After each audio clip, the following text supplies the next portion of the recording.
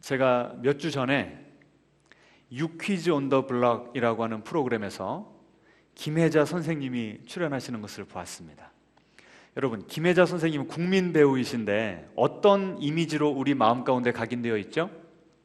어머니. 이분이요, 새로 이번에 책을 쓰셨습니다. 연기 인생 60년을 기념해서 책을 쓰셨는데 그 책의 한 구절을 그 유퀴즈 온 더 블락에서 낭독을 해주시더라고요. 제가 읽어드리겠습니다. 아주 어렸을 때부터 연기를 해와서 그런지 나는 연기가 직업이라고 생각해 본 적이 한 번도 없습니다. 연기는 나입니다. 숨 쉬는 것처럼. 참 멋있는 글귀 아닙니까? 너무나 어렸을 때부터, 젊었을 때부터 연기를 해왔기 때문에 연기와 내가 서로 분리되는 것이 아니라 하나라는 거예요. 세트장 안에서만 나에게 주어진 배역을 소화해내는 것이 아니라 세트장 바깥에서도 나는 나에게 맡겨진 그 배역을 살아내고 있었다, 이런 고백을 하는 것이죠. 저는 신앙인으로서 또 목사로서 그 김혜자 선생님의 고백을 들으면서 우리 신앙인의 삶의 고백이 이래야 되지 않을까. 하나님께서 우리에게, 이 땅에 우리가 태어날 때 각자의 배역을 주셨습니다. 저도 어렸을 때는 아들이었고요, 장성하니까 한 여인의 남편이 되었고요, 아이를 낳으니까 아버지가 되었고, 교회를 섬기면서 목사가 되었습니다. 다양한 역할을 하나님께서 맡겨주셨어요.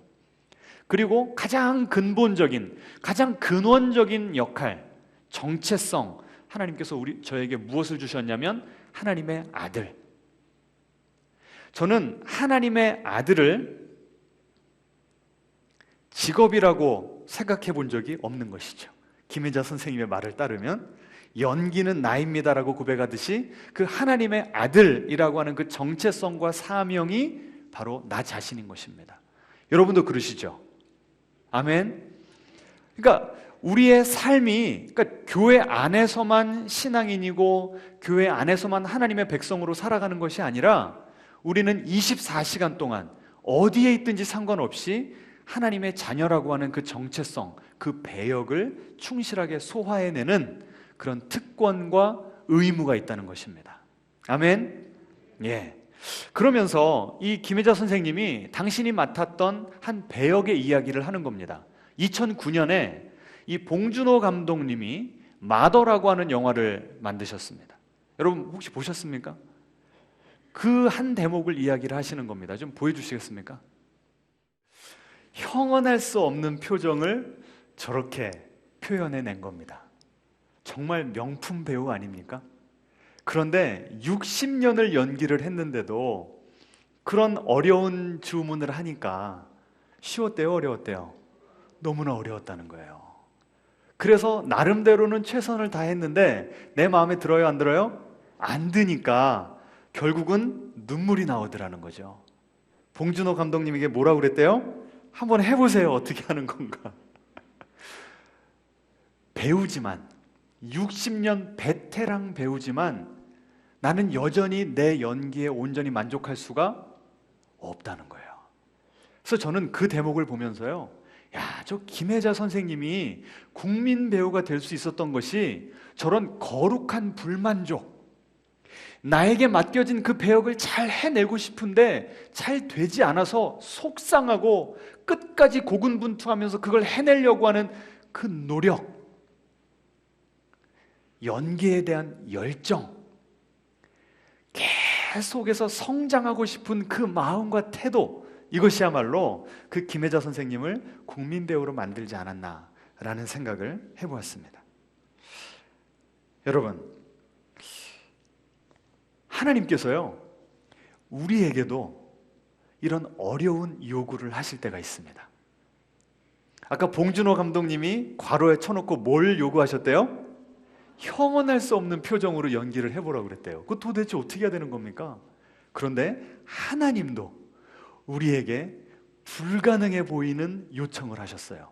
PPT 좀 보여주시겠습니까?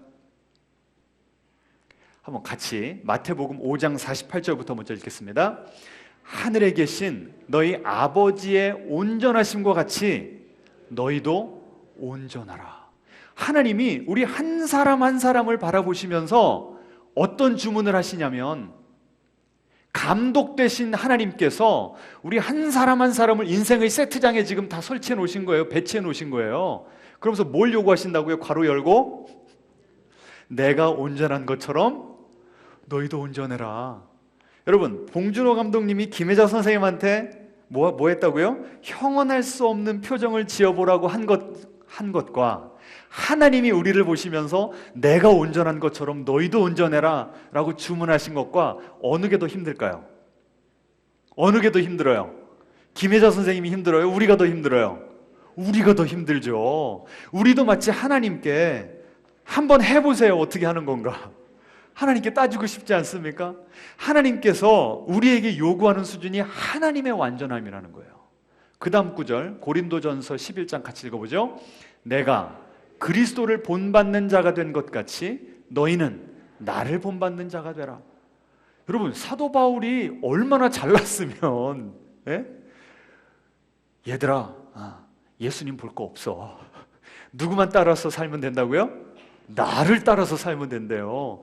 여러분은 다른 성도님들에게 이렇게 말하실 수 있겠습니까? 저도 감히 여러분에게 여러분 저 김 목사처럼만 사십시오 이렇게 말 못하겠어요. 이것이 하나님께서 요구하시는 신앙의 수준이래요. 아니, 아침에 은혜 받으려고 나왔는데 갑자기 그냥 고구마 꿀떡 생긴 것 같은 그런 느낌 들지 않으세요? 저도 이걸 가지고 고민을 했어요.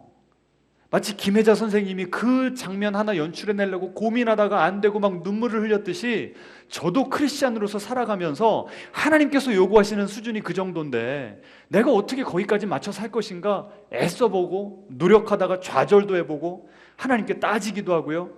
그런데 제가 오늘 본문을 통해서 해답을 얻었어요. 궁금하지 않으세요? 같이 한번 읽어보도록 하겠습니다. 요한 1서 2장 12절부터 14절까지 우리 같이 스크린을 보시고 한 목소리로 봉독하시겠습니다. 시작. 자녀들아, 내가 너희에게 쓰는 것은 너희 죄가 그의 이름으로 말미암아 사함을 받았으며, 아비들아, 내가 너희에게 쓰는 것은 너희가 태초부터 계신 이를 알았으며, 청년들아, 내가 너희에게 쓰는 것은 너희가 악한 자를 이겼음이라. 아이들아, 내가 너희에게 쓴 것은 너희가 아버지를 알았으며, 아비들아, 내가 너희에게 쓴 것은 너희가 태초부터 계신 이를 알았으며, 청년들아, 내가 너희에게 쓴 것은 너희가 강하고 하나님의 말씀이 너희 안에 거하시며 너희가 흉악한 자를 이기었음이라. 아멘. 지금 이 구절이요, 엄청난 진리의 말씀을 담고 있습니다. 우리의 영적 생활에 대해서 하나님께서 우리에게 내가 완전한 것처럼 너희도 완전하라 라고 요구하시는데, 그 요구는요 무엇을 전제하는 거냐면 아까 우리가 읽은 본문에 신앙의 단계가 있다는 겁니다. 뭐가 있다고요? 신앙의 단계가 있다. 단계.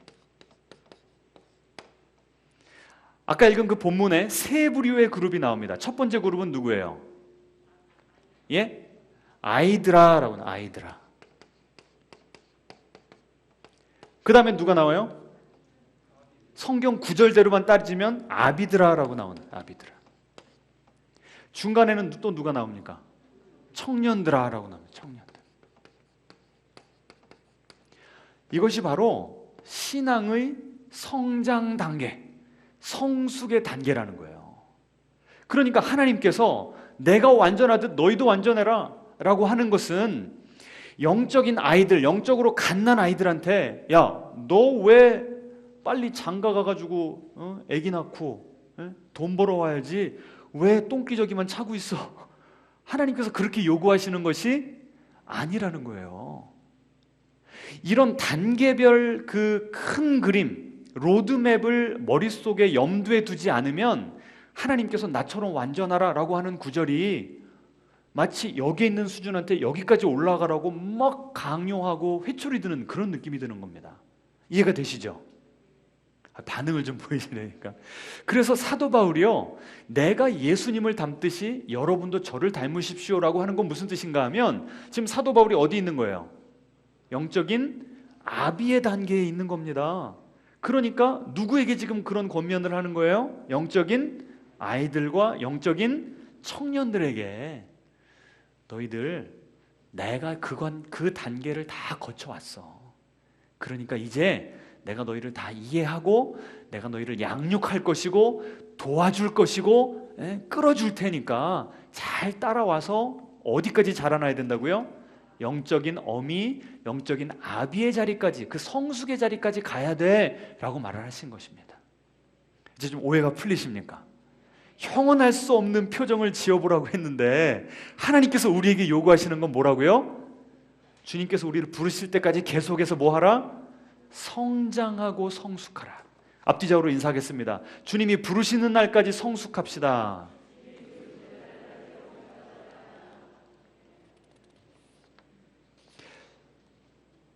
그래서 오늘은요, 간단하게나마 이 각 단계가 어떤 의미인가 제가 설명을 해드릴 테니까 여러분이 들으시면서 나는 아직 영적인 아이구나, 또 들으시면서 나는 영적인 청년이네, 어떤 분들은 참 감사하다, 내가 영적인 아비가 되도록 하나님께서 나를 도우셨고 원로 목사님, 원로 사모님 많은 분들을 통해서 내가 이 자리까지 갔구나, 참 감사하다, 이렇게 좀 나의 영적인 단계를 좀 가늠해 보면 좋겠습니다.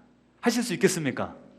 그리고 각 단계마다 어떤 위기를 거치며 어떻게 해야 그 다음 단계로 잘 넘어갈 수 있는지를 간단하게나마 나누겠습니다. 이건 너무나 큰 주제고요. 제가 이것을 연구하면서 앞으로 우리 봉신교회에 이 양육 과정을 이런 패러다임으로 하면 좋겠구나, 이런 로드맵을 그리면서 어떤 성도님들이 새 식구가 왔으면 그 새 식구한테 이런 설명을 해주면서 지금 어디 있는 것 같으세요? 라고 물어보고 그 다음 단계로 넘어갈 수 있도록 도와드리면 되겠구나.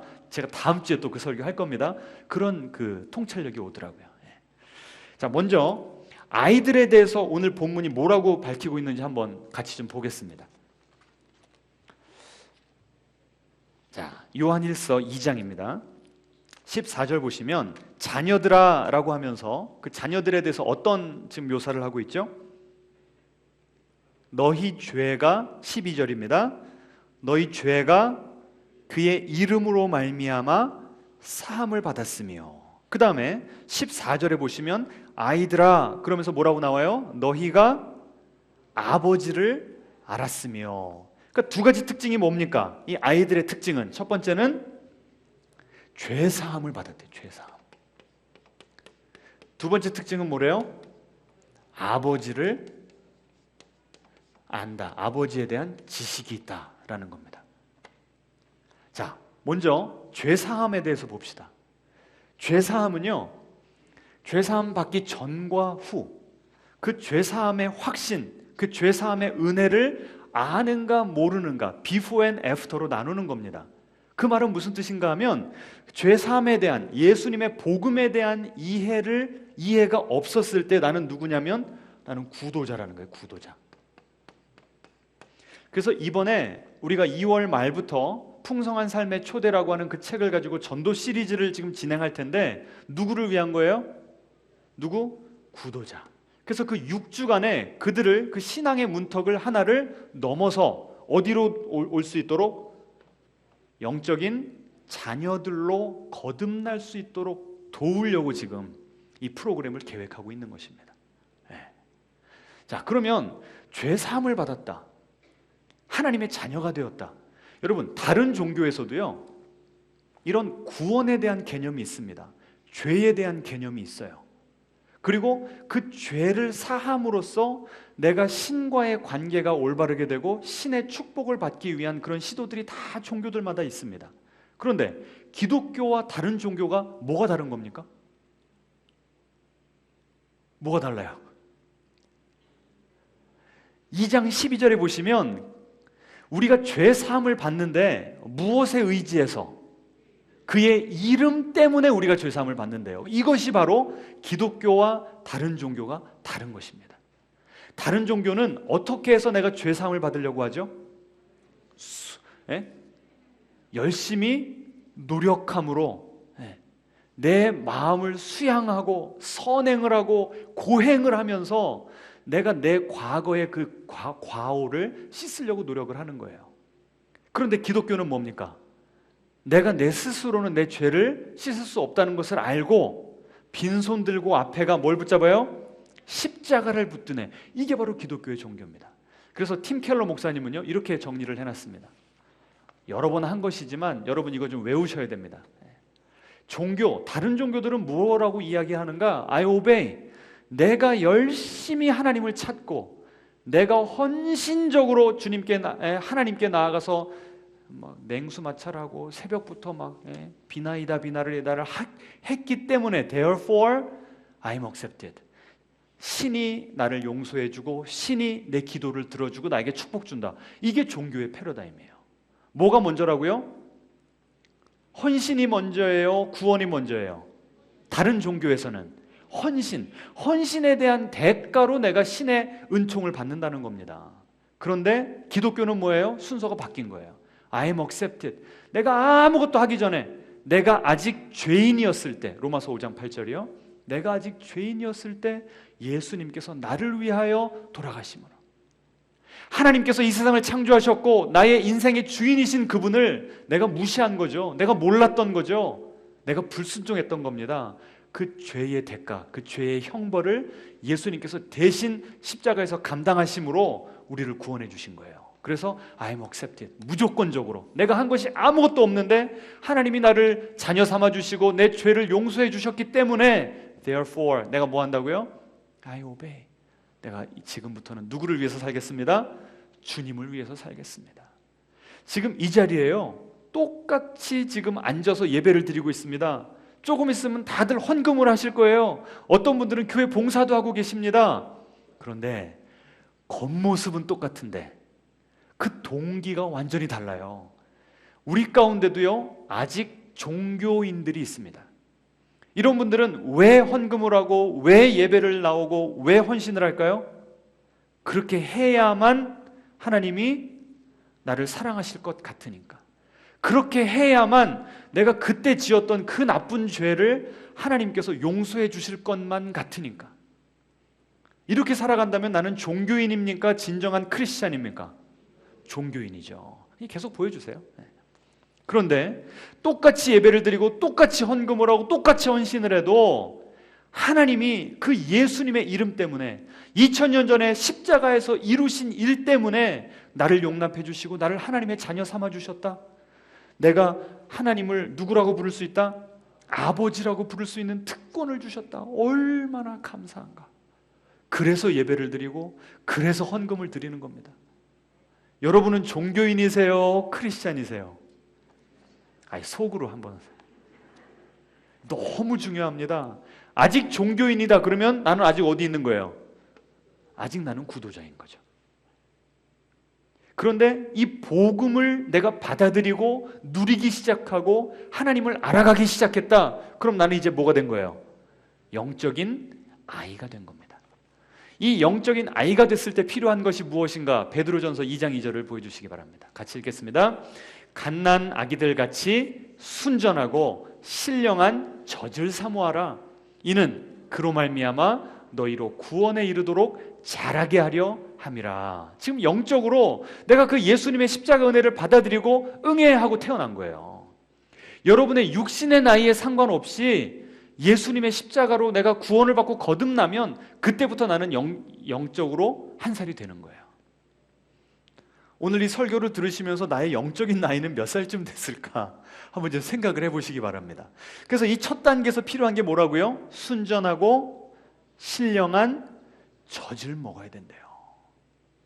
우리 아이들 태어나자마자 뭘 찾습니까? 젖을 찾잖아요. 그런데 이 아이들은 스스로 젖을 찾아 먹을 수가 있어요, 없어요? 없죠. 누가 필요합니까? 엄마가 필요하죠. 누가 필요한 거예요? 영적인 부모가 필요한 겁니다. 그래서 지금 우리 가운데 영적으로 초신자들이 있습니다. 그러면 누가 딱 달라붙어야 돼요? 누가 달라붙어야 돼요?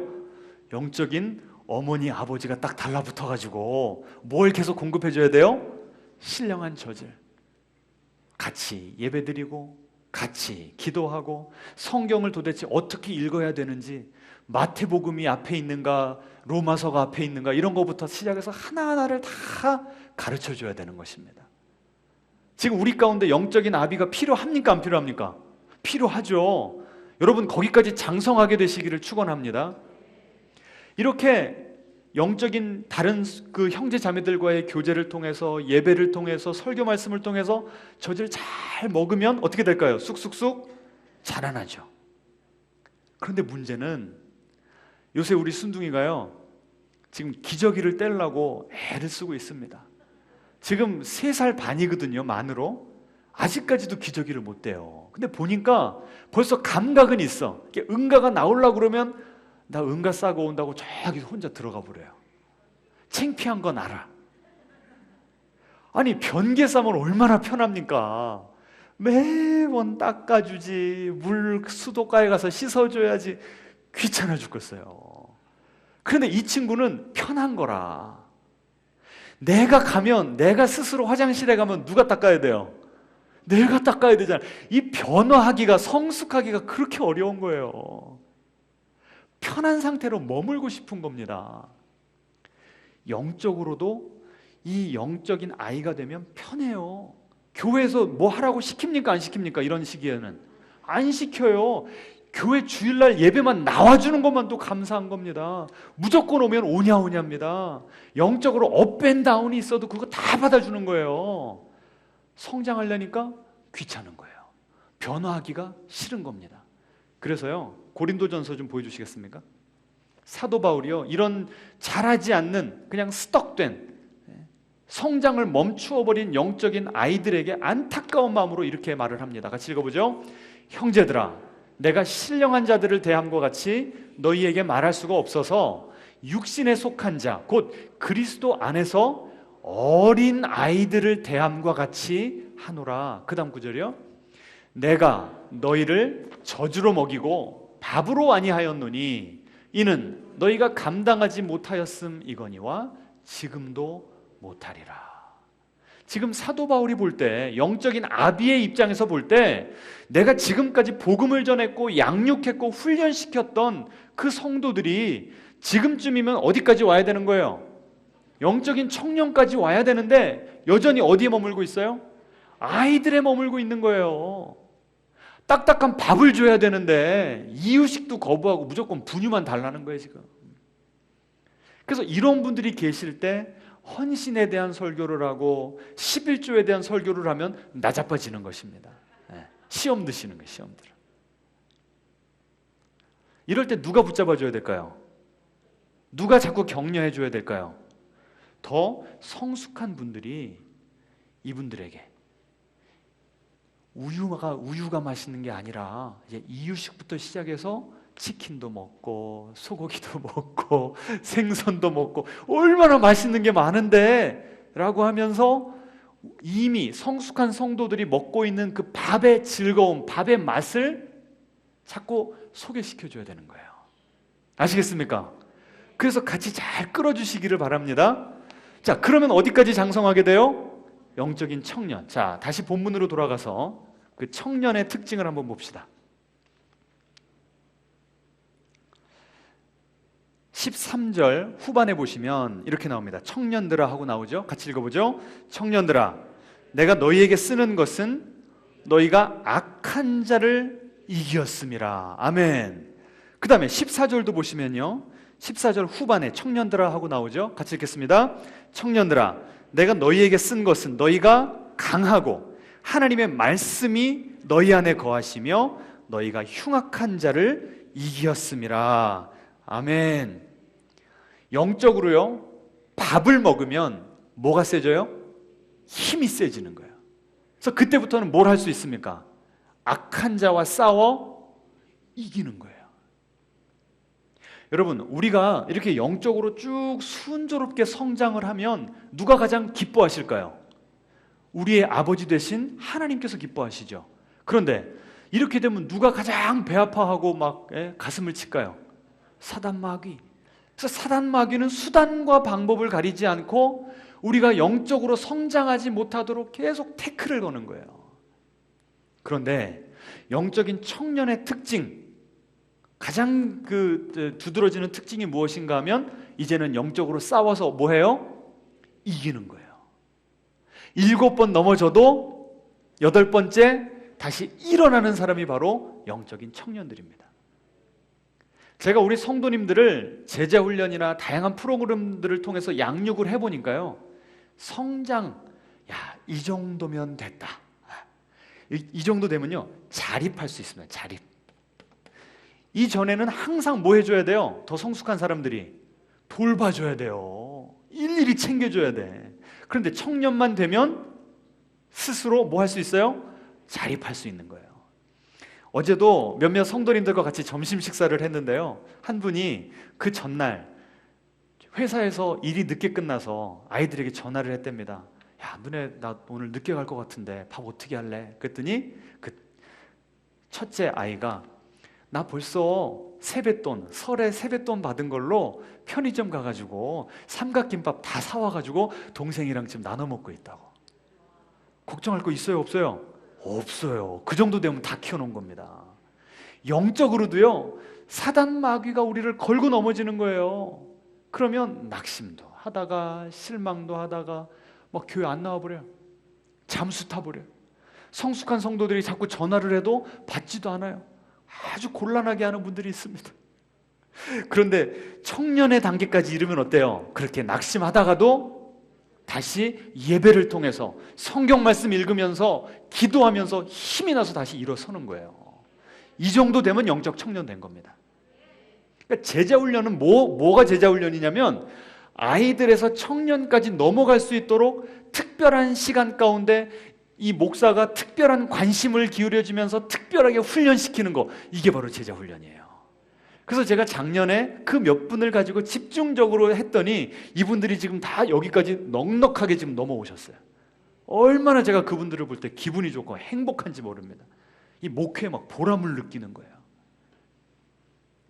나를 힘들게 하는 환경, 나를 낙심하게 하는 그 사람들 때문에 청년 단계 전에서는 매번 그냥 우울하고 낙심하고 넘어졌었는데, 같이 훈련하면서 이 말씀의 맛, 딱딱한 이 말씀을 내가 씹어먹고 소화를 하면서 그 어려운 기도의 임계점을 돌파해 나가면서 내가 한 단계 불쑥 성숙하고 나니까요, 그 다음부터는 똑같은 어려움이 오는데 예전보다 그렇게 많이 흔들리지 않는 거예요.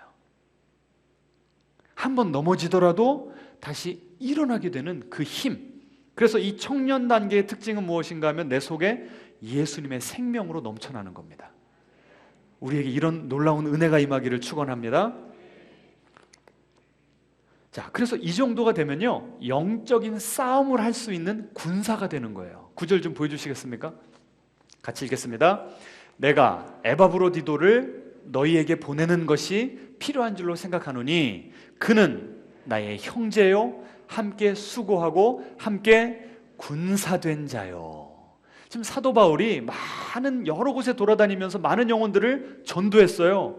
복음을 전해서 그들이 예수님을 영접했습니다. 영적인 아이가 됐는데 그들을 잘 양육했더니 에바브로디도 같은 사람들, 영적인 청년의 단계까지 이른 사람들이 나타났다는 거예요. 그래서 지금 그 사람을 뭐라고 부르고 있어요? 나의 형제. 정말 제가 이제 성숙한 성도님들을 보니까요, 제 목회의 고민을 그분들과 같이 나눌 수가 있어요. 동지가 됐더라고요. 동지. 나의 형제요, 함께 수고하고 그 다음에 함께 뭐예요? 군사된. 영어로 하면 fellow soldier. 나와 전쟁에서 같이 싸워주는 이 전우가 됐다는 거예요. 전우가. 이 목사가요, 목회가 왜 힘든가? 전우가 없으니까 힘들더라고요. 요새 제가 좀 목회에 좀 힘이 나 보입니까? 축 처져 있습니까? 예? 힘이 나 보인다는 소리들을 많이 제가 들었어요. 왜 그럴까요? 든든한 전우가 생겨서 그래요. 그러니까 여러분 가운데 영적인 청년까지만 가도요, 이 교회와 목사에게 엄청난 힘이 되는 겁니다. 그 단계까지 가기를 소망하시기 바랍니다. 네. 자, 그런데 사단 마귀가 2단계까지 가는 거를 그 꼴을 보고 있을 수 있을까요? 없을까요? 없어요. 한번 어디를 찾아보시냐면 누가복음 8장으로 가보겠습니다. 이건 제가 PPT 안 만들었어요. 일부러 좀 찾아보시라고. 누가복음 8장에 가보시면 씨 뿌리는 비유가 나옵니다. 그 씨는 하나님의 말씀이고요, 밭은 우리 마음입니다. 다양한 마음밭이 있는데 이 사단 마귀가 우리가 장성한 분량에 이르지 못하도록 태클을 거는데 어떻게 거는가? 누가복음 8장 신약성경 103페이지입니다. 103페이지. 먼저 12절부터 우리 한번 같이 읽어보죠. 시작. 길가에 있다는 것은 말씀을 들은 자니 이에 마귀가 가서 그들이 믿어 구원을 얻지 못하게 하려고 말씀을 그 마음에서 빼앗는 것이요. 그러니까 지금 이 정도면요, 겨우 구도자이거나 아니면 구도자에서 이제 영적인 아기가 된 건데 사단 마귀가 그 꼴을 못 보니까 뭘 빼앗아 버린대요? 그들에게 안에 들어있던 말씀을 빼앗아가 버린대요. 그러니까 우리가 영적 싸움을 할 때 이 어린 자녀들을 보호하려면 뭘 보호해야 되는 거예요? 그들의 마음 가운데 있는 하나님의 말씀이 빼앗기지 않도록 그렇게 중보하고 도와줘야 되는 거죠. 자, 그 다음에 우리 이 청년 단계에 이른 사람들에게 13절 14절 같이 읽어보겠습니다. 바위 위에 있다는 것은 말씀을 들을 때에 기쁨으로 받으나 뿌리가 없어 잠깐 믿다가 시련을 당할 때에 배반하는 자요. 그러니까 말씀이 내 마음 가운데 들어오긴 들어왔어요. 그런데 무엇을 만나면? 시련을 당하면. 다른 마태복음에 보니까요, 환난과 박해라고 되어 있습니다. 이런 것이 찾아올 때 영적 청년에서 영적인 어미아비로 쭉 성장을 해 나가야 되는데 거기서 그냥 막혀버린다는 거예요. 이제 저를 보시기 바랍니다. 예수님을 믿는데 이런 환난과 시련이 찾아오지 않는 사람이 있어요, 없어요? 없어요. 그런데 이 시련과 환난이 찾아오면 무슨 생각이 드냐면 이 영적인 아이 때 사고방식 그대로 갖는 겁니다. 내가 예수님을 잘 믿으면 하나님이 나를 고난으로부터 구해주시겠지. 내가 예수님을 잘 믿으면 남들에게 찾아오는 그런 갑작스러운 고난으로부터 나를 보호해 주시겠지. 이런 마음이 있어요. 솔직히 그래요, 안 그래요? 그렇잖아요. 그런데 어떨 때 우리가 낙심합니까? 실제로 그런 일들이 나에게 일어나면 안 되는 그 악몽 같은 일들이 나에게 일어날 때가 있다고요. 사단 마귀가 그걸 가지고 우리를 집요하게 공격하고 하나님도 욥에게 하셨던 것처럼 그 사단 마귀의 역사를 통해서 우리의 믿음이 단련되고 정제될 수 있도록, 불순물이 빠져나갈 수 있도록 하나님도 그런 어려움을 허락하신다는 거예요. 그러면 그것을 당할 때 아직 영적으로 미숙하기 때문에 야, 어떻게 내가 이렇게 하나님을 잘 믿었는데, 신실하게 믿었는데 나에게 이런 기가 막힌 일을 허락하실 수가 있는가? 하나님께 막 서운하고요, 하나님 꼴도 보기 싫고요, 기도도 안 되고요. 그렇습니다. 여러분 그런 적 있으세요, 없으세요? 있으시죠? 이게 지금 여러분이 어느 단계를 지금 지나가고 있다는 거예요? 청년 단계를 지나가고 있다는 겁니다. 이럴 때 어떻게 해야 됩니까? 이럴 때 필요한 것이 바로 믿음의 공동체예요. 믿음의 공동체에는 아이들과 청년만 있는 것이 아니라 누구도 있다고요? 영적인 어미 아비가 있어요. 왜 어미 아비가 됐을까요? 어떻게 거기까지 이르렀을까요? 이런 시련과 박해와 어려움을 다 겪어내고 그 가운데서도 내 믿음을 지키고 이겨냈기 때문에. 그러니까 여러분, 지금 여러분 가운데 그런 시험과 박해 가운데 있다 그러면 혼자 계시면 돼요, 안 돼요? 절대 안 됩니다. 요새 제가 기도가 안 돼요, 심령이 컬컬해요. 그럼 가만히 계시면 돼요, 안 돼요? 안 되는 거예요. 누구한테 가셔야 돼요? 잘 찾아가셔야 돼. 영적인 아이에게 찾아가시면 돼요, 안 돼요? 안 되죠. 청년한테 가도 내 코가 석자니 하고 못 도와줄 수도 있어요. 누구에게 가야 돼요? 어미 아비. 그들에게 가시면요, 그분들이 뭐라고 얘기하실 줄 아세요? 나도 그랬어. 나도 하나님이 이해가 안 되고 나도 하나님께 시험 들었었고 그런데 내가 그런 어려움 당했다는 것을 원로 목사님, 원로 사모님이 들으시고 찾아오셨어. 장로님이 찾아오셨어. 권사님이 찾아오셨어. 그래서 그분들도 그렇게 어려웠을 때 어떻게 믿음을 지켰는지, 하나님의 부재 가운데서도 하나님의 임재를 어떻게 경험했는지 간증을 나눠주시는 거예요. 그래서 내가 이 어려움을 견뎌냈다니까 당신도 할 수 있어. 손 붙잡아 기도해주는 영적인 어미아비가 필요한 것입니다. 한번 좀 앞뒤 좌우로 잘 보세요. 우리 가운데 어미아비가 누가 계신가? 잘 보셨다가 나에게 이런 어려움이 올 때 꼭 찾아가시기 바랍니다. 아멘. 자, 그 다음에요. 계속해서 14절 읽겠습니다. 8장 14절, 누가복음 8장 14절. 가시떨기에 떨어졌다는 것은 말씀을 들은 자이나 지내는 중 이생의 염려와 재물과 향락의 기운이 막혀 온전히 결실하지 못하는 자요. 무엇 때문에 성장하지 못한대요? 사단 마귀가 무엇을 이용한대요? 우리를 공격할 때?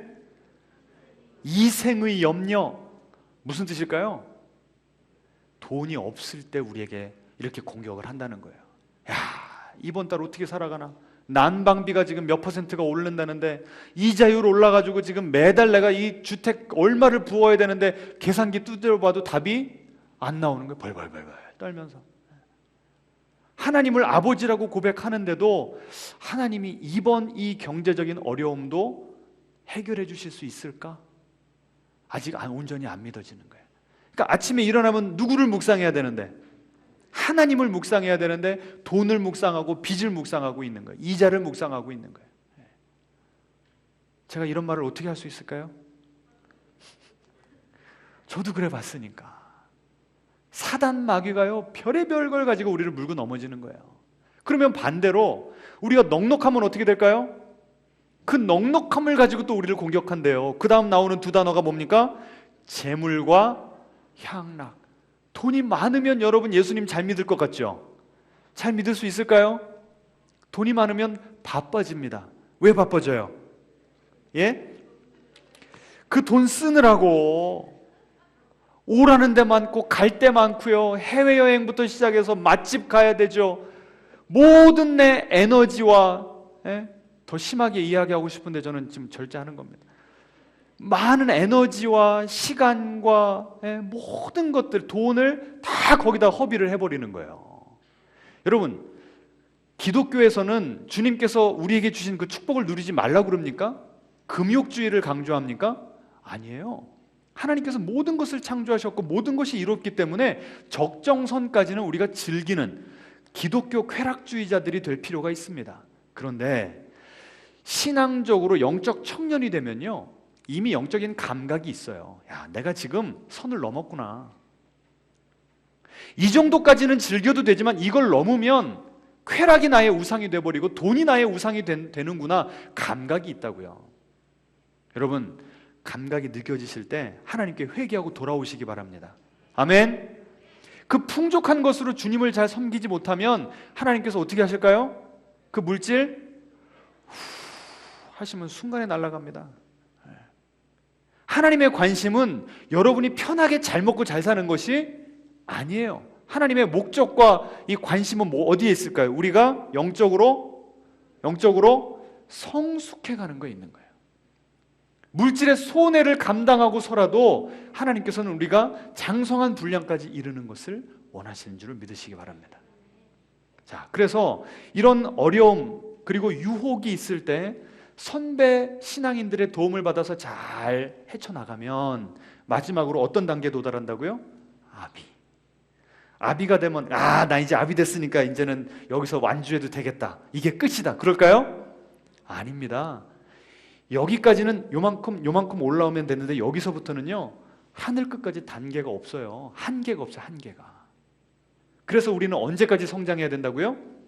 주님의 부르심을 받을 때까지. 자, 그래서 이 아비가 되면요, 성경 구절에 그 아까 본문에 뭐라고 나오냐면 하나님을 알아간다는 거예요.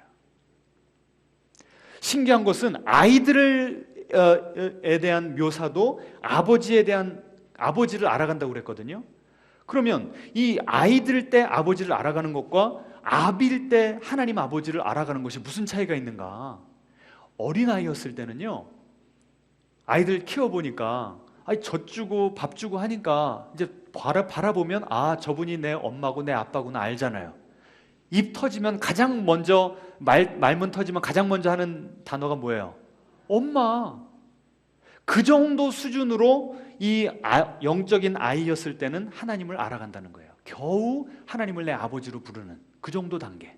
그런데 영적으로 성숙해서 영적 아버지가 되면 하나님을 아버지라고 부르는데 그 성숙한 정도가 완전 달라지는 거죠. 내가 이미 장성했기 때문에 이제 연로하신 부모님의 얼굴 표정만 봐도 뭐가 필요한지 알고, 무엇으로 힘들어 하시는지 알고, 그 아버지의 축 처진 뒷 어깨를 보면서 눈물 지을 줄 아는 그 정도의 성숙도가 바로 영적인 아비 어미가 됐을 때 그 성숙도라는 겁니다. 이 정도가 되면요, 하나님과 오랜 시간을 같이 했어요. 산전수전을 다 하나님과 겪어가지고, 이 단계만 해도 하나님을 오해하고 하나님께 시험도 많이 들었는데 그 단계를 다 거치고 나니까 이제는 하나님이 하시는 것은 다 옳습니다. 하나님의 신실하심을 온전하게 신뢰하는 단계. 그러니까 똑같은 어려움이 찾아와도 이제는 흔들려요, 안 흔들려요? 안 흔들려요. 이 또한 지나가리라. 하나님은 다 계획과 생각과 뜻이 있으시겠지 하면서 그냥 쉬 넘어가는 겁니다. 이 정도 되면 우리의 삶으로 시편 23편을 고백할 수 있어요. 우리 같이 한번 봉독하시겠습니다. 제가 몇 달 전에 어떤 한 성도님의 장례식을 인도하면서 그분의 시신을 묻는 그 장지에서 제가 마지막 그 장례식 설교 본문으로 잡았던 본문이 바로 이 시편 23편입니다. 제가 읽는데요, 저 스스로에게 얼마나 감동이 되든지, 일평생 주님과 함께한 성숙한 크리스찬이 주님 앞에 가서 할 수 있는 최고의 고백이 이 시편 23편 아닐까라는 생각이 들었습니다. 여러분 한번 같이 천천히 봉독해 보시겠습니다. 여호와는 나의 목자시니 내게 부족함이 없으리로다. 그가 나를 푸른 풀밭에 누이시며 쉴 만한 물가로 인도하시는도다. 내 영혼을 소생시키시고 자기 이름을 위하여 의의 길로 인도하시는도다. 내가 사망의 음침한 골짜기로 다닐지라도 해를 두려워하지 않을 것은 주께서 나와 함께 하심이라. 주의 지팡이와 막대기가 나를 안위하시나이다. 주께서 내 원수의 목전에서 내게 상을 차려주시고 기름을 내 머리에 부으셨으니 내 잔이 넘치나이다. 내 평생의 선하심과 인자하심이 반드시 나를 따르리니 내가 여호와의 집에 영원히 살리로다.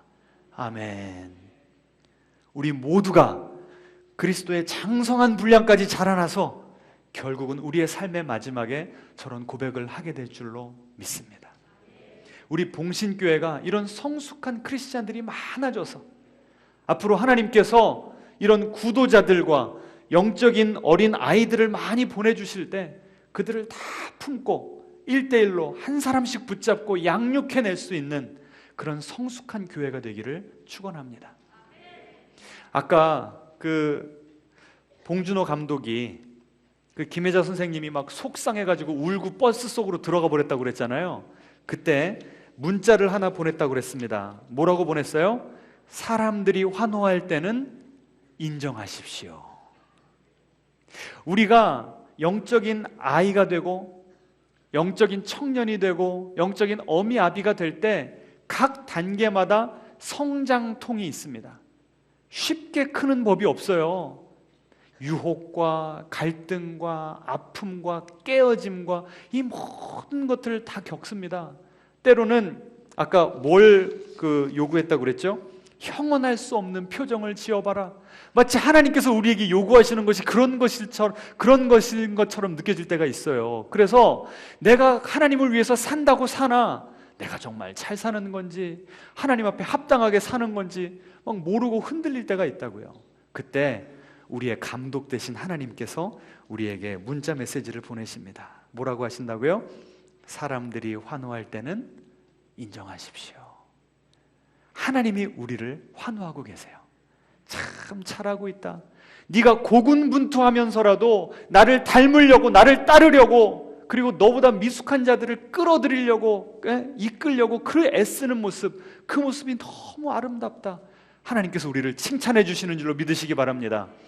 이미 주님의 부르심을 받은 우리의 신앙의 선배들이 마치 마라토너가 마지막에 그 스테디움에 들어올 때 막 그 관중들이 환호해 주듯이 우리의 신앙의 선배들, 구름같이 허다한 증인들이요, 우리를 보고 지금 환호하고 있습니다. 엄지척. 여러분, 이런 환호 속에서 어렵지만 하나님께서 우리에게 주신 이 배역 잘 감당하심으로 명품 배우가 되시기를 축원합니다. 찬양하겠습니다.